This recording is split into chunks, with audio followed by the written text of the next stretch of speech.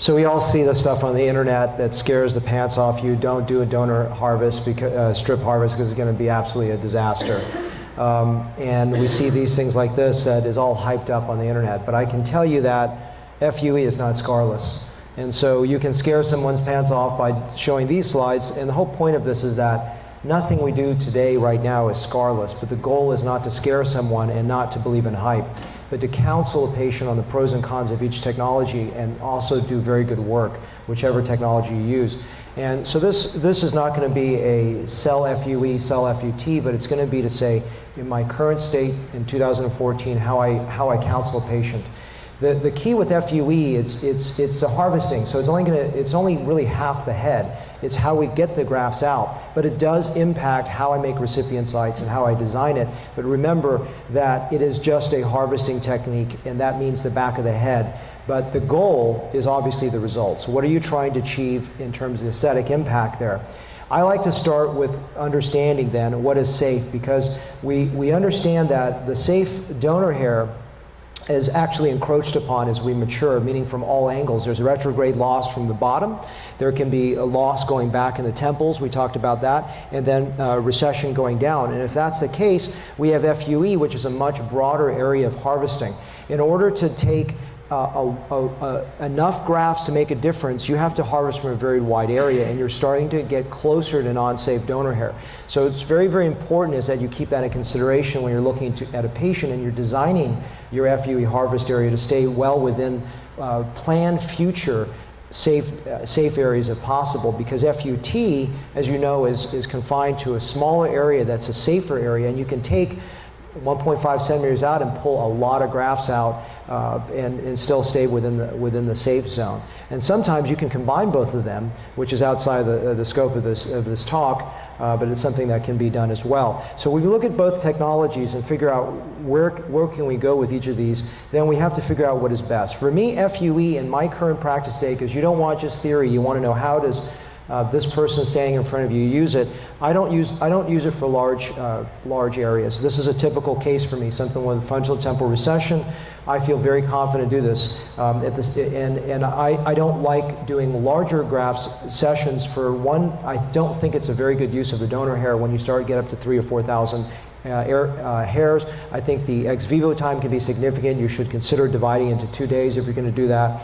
And also, I believe the grafts are more fragile. So for all these reasons, for me in my current 2014 practice, FUE is a fantastic technique for more limited cases, but when I start needing to do very, very large cases, I still believe FUT or traditional strip harvesting is better.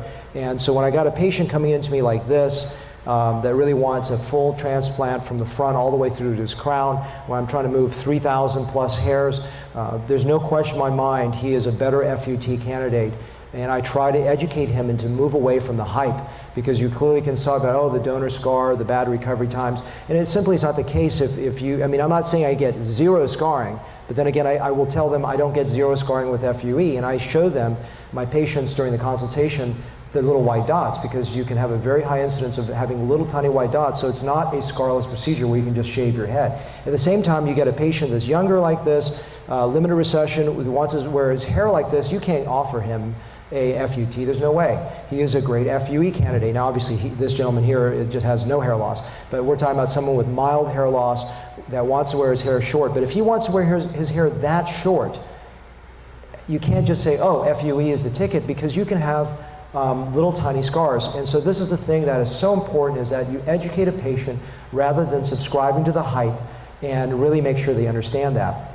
And so with FUE grafts, they are more fragile, they're thinner. They've got to be treated with respect. So when I harvest these things, exactly what Jeff was saying, I do a staged transplant. As they come out, I want as minimal ex vivo time as possible, and the regenerative medicine techniques I talked about, I use all of them in spades to make sure they're going to be safe. I actually don't trim my grafts anymore, because I believe that the nexa is so fragile that any more manipulation that you perform on that is going to create more problems. So I sort them, I keep them super moist, I use tons of regenerative medicine around them, and I use slightly larger sites so that there's less trauma during insertion, and I only use the most experienced transplant team in terms of graft placement because it's so much more fragile. So you've got to treat these grafts with kid gloves and understand that the graft yield rate can be slightly less than an FUT or strip harvest. This is just to show you what someone looks like immediately post. And they do have to shave, and that's one of those things that you can. Here's there are a couple techniques out there, micro strip techniques. There's another strip technique by Marco Brusco that talks about going around hair. It's a very involved process, but I think that to get a uniform harvest with FUE, you still have to shave the head in most cases. And this is about a day afterwards. It's healing pretty well. And this is a technique here. This is a week out where you're getting a little bit of, I think you get very good coverage. By the time a week is out, I think they're very socially acceptable. I really believe that, the old saying is that when all you have is a hammer, the whole world is a nail to you. And I do offer my patients both FUE and FUT. I use the robotic ARTAS system.